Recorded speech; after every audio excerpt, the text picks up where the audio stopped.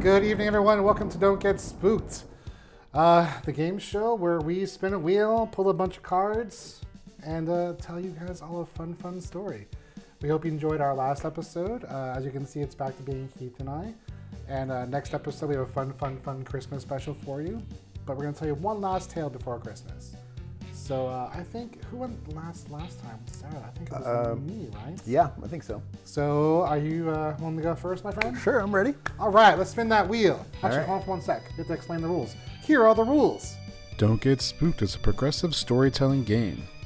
Our contestants will deliver a randomly generated tale over 3 acts. Each act will be broken into 2 rounds.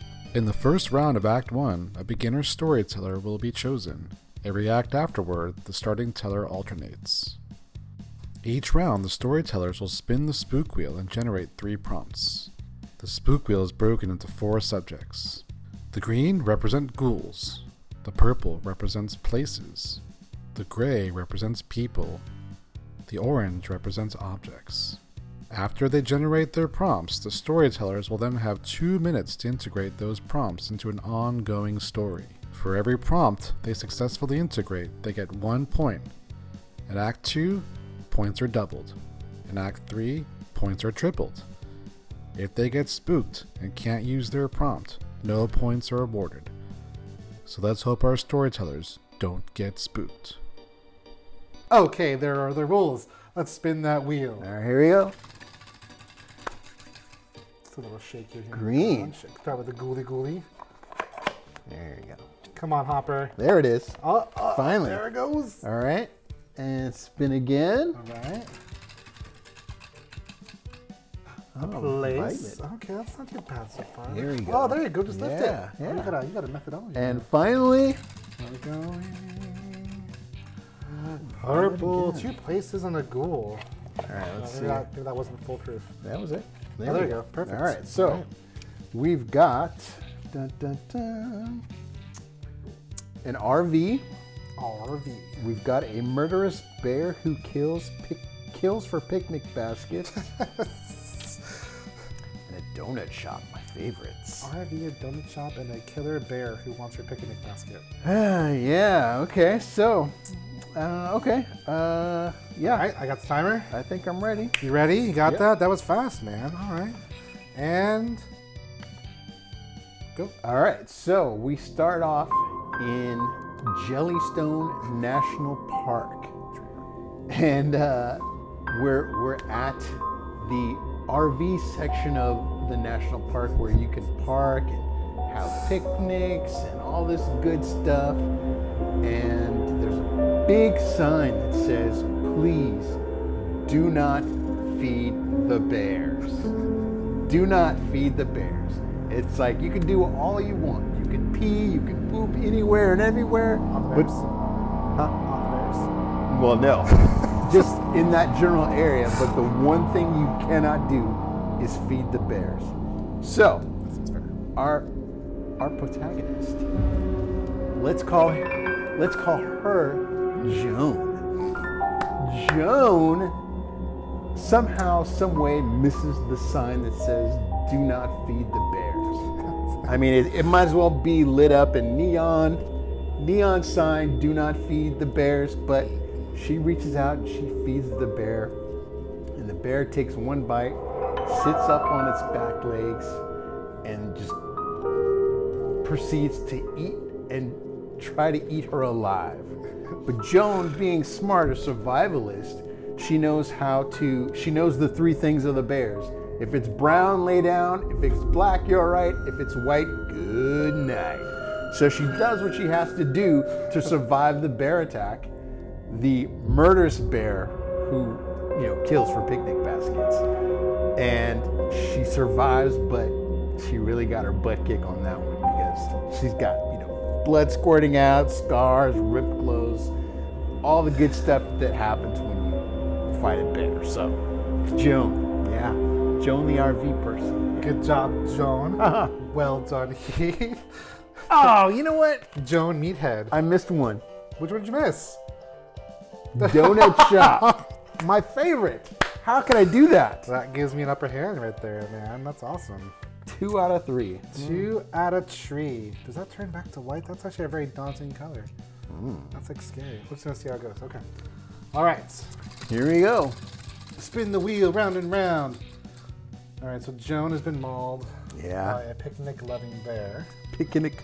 Picnic-loving bear. Picnic basket-loving bear. Got 2 ghouls. This is gonna be a very ghouly, man. It's like a Halloween the Revenge. All right, and here we go. Last one. Oh, I thought we were gonna do like a hat trick there, man. All right. So that is a place, right? It's hard to see in the garage. All right, what we got? So first things first, we have a disgruntled machete-wielding hockey coach. Okay. Okay. We have a fart demon. Fun. There's no reason so those can't be the same thing, but we're gonna treat them as separate entities. And the place. Wait, this is a person. I picked the wrong place. Oh yeah, person. Geez, learn your own game, Rob. All right, a school janitor who hates kids but goes out of his way to save them. Okay. Okay. So let's see. We're in Jellystone Park, trademark.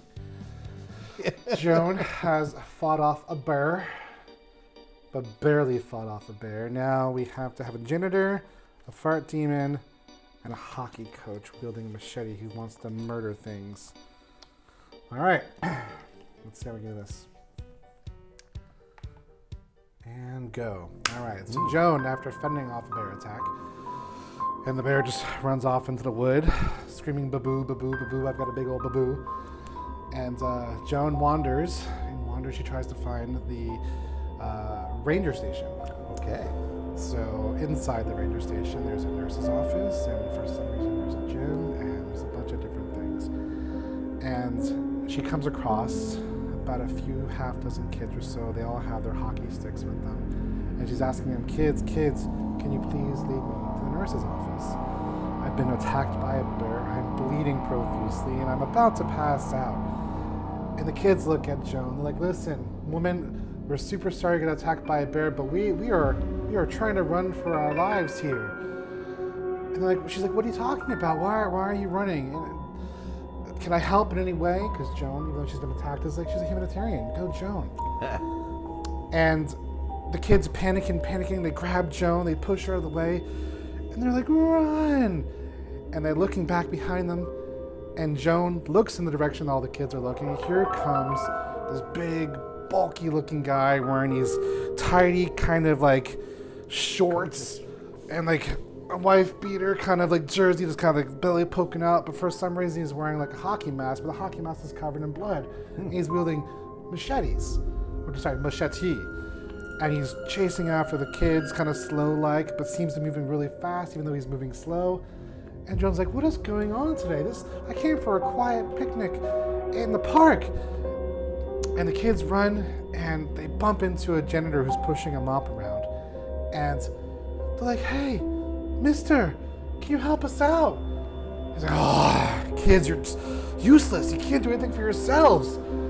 But then all of a sudden, the janitor unscrews his mop and pulls out a spear. Oh, nice. Ah, Nice. that was well timed. Spear Nice. wielding janitor. Nice. Did I cover them all? Did I do it? Did I think do so. it? All right, let's see. Disgruntled machete wielding hockey coach. The fart demon. Oh, Man, we're both off. We're both off today. one down, man. We Is are it- off our game. Is it machete or machete? There's plural? only one, but machete. Okay. I said machetes, but yeah, it's just one. One machete. We're gonna stick with one machete. And a donut shop and a fart demon don't exist. But 2-2. All right, end of round 1. We both kind of fell on that one. Yeah, huh? let's see. All right. All right, here we Round go. 2. Here we go. Round 2. Ah, violet. Let's see what we get here. Violets. All right, spin again. Another place. Wow, Man, so I hit 2 traveling. places. I'm a traveling man. Been around the world. Be traveling. Oh! No, the trifecta, the hat trick. You better turn one of these guys into a travel agent All right right, quick. so where are we going today? We've got a haunted hotel. Okay. We have a ski resort. Ooh, I know where I'm going. And a baseball bat. Wait, it's in the wrong section. Yeah. Don't allow it. I'll allow it. Oh, okay. We'll Sure. allow it. It's in the wrong hopper. Sure, We're sure. gonna allow it. Okay, so I think I'm ready. Yeah. Okay. All right. Okay. That was fast. You can pose yourself right quick. Pull it out of my. You ready? Yes. And proceed pulling out of your butt. All right. So our kid-hating janitor disconnects the mop head, uses the mop stick as a spear, and he starts poking and blocking and fighting with the psycho head coach with the double machetes. And the hockey coach is doing his best Edward Scissorhands, and he turns the mop head into a mini baseball bat.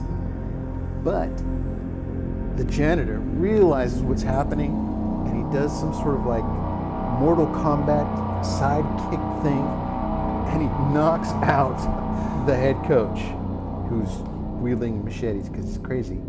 And they all run. They all run out of the building, slam the door behind them, and they jump into Joan's RV. Joan pushes the pedal to the metal. They haul ass out of there, and they head towards this mysterious hotel on the hilltop, almost like Half Dome, but not quite Half Dome, but it's overlooking the valley. And they take the winding road all the way up to this overlooking hotel, and they figure out as they pull up, there's a sign, an old beat up sign that says no trespassing, keep out, but they gotta get away from the head coach, right? They do, yeah. So they figure, let's go inside. And they figure out, they start hearing noises. The moment they break the plane of the doorway, they start hearing weird moaning, groaning, chains rattling, the works type. And oddly, they hear 1920s music coming from a bar that hasn't been used in years. But they're hearing like music from like, did I get all three? Ski resort. Yeah, okay. It wasn't implied. Yeah, okay. I was like, you're there, man. You're there. Get there. I dwelled too much on the haunted hotel. Yes, you did. But how could you not? 'Cause it had like the overlook, right? The trademark shining, right? Ah, great soundtrack. All right. Where are we going from here? Another place? Nope. People. Oh, there's people at hotels. Ah, yeah. All right. Object. This is a good one so far. Not too bad. Not an object. Okay, we can work that. That's good. All right. So our first person is a child genius. Uh-huh. All right, that should be pretty easy to fold in.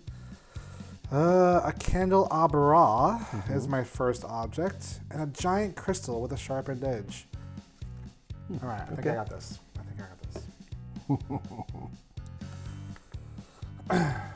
So Joan and the kids head toward the music, this kind of old 1920s, roaring 20s music, and they follow it. And as they get closer to it, the music becomes louder and louder. And they find that they bring themselves to the ballroom. And they walk into the ballroom, and hanging from the ceiling is a giant crystal chandelier. And at the center is that crystal chandelier is a giant crystal holding it all together. Nice. Hold on to my cards, because otherwise it's going to right.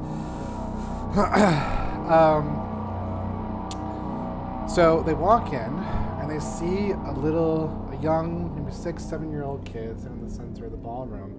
He's just kind of twirling his finger, and as he twirls his finger, the music plays on, and the crystal spins and spins and spins.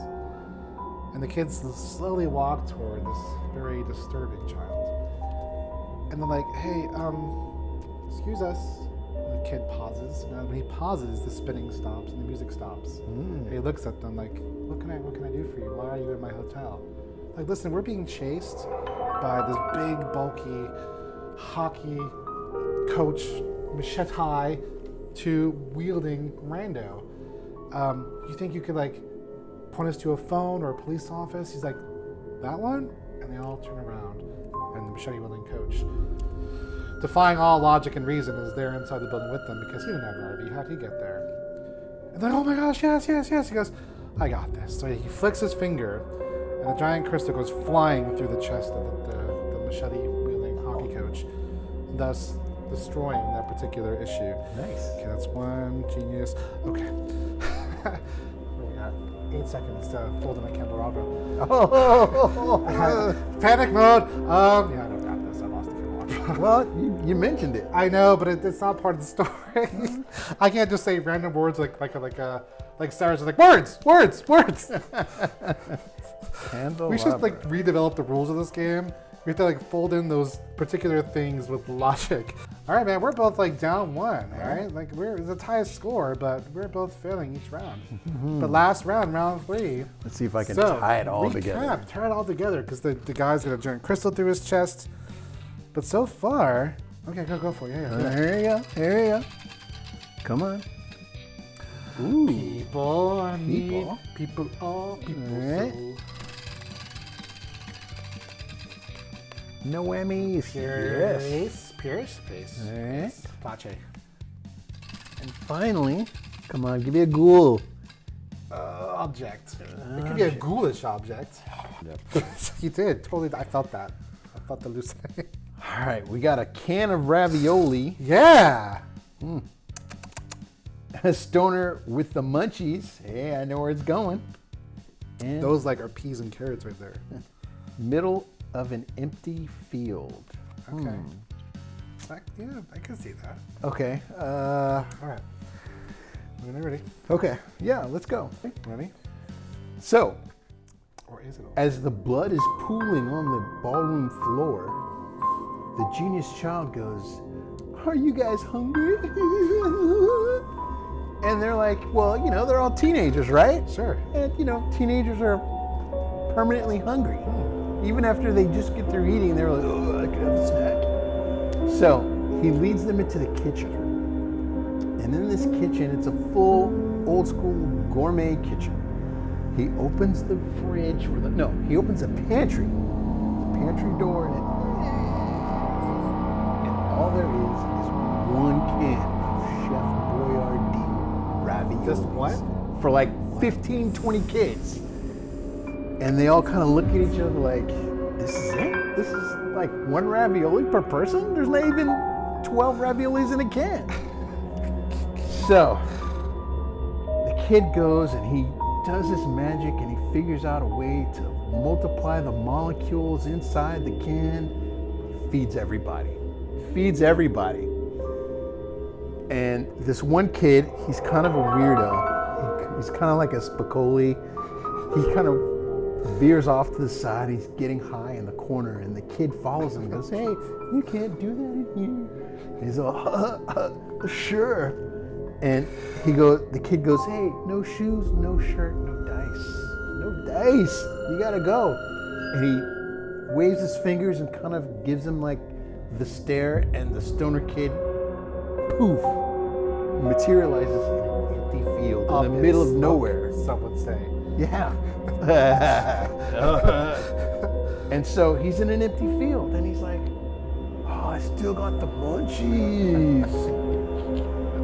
How much time? Hey, I got 4, yeah, so. 2 seconds. 1 second. Yeah, there you go. That puts you ahead, man. Yeah. All right. So let's see. 3, the 2. Yeah, it's round 3, right? Yep. Where are we right now? Yeah. All right, round 3, act 2, bring it home. Green. Rob. Gooly.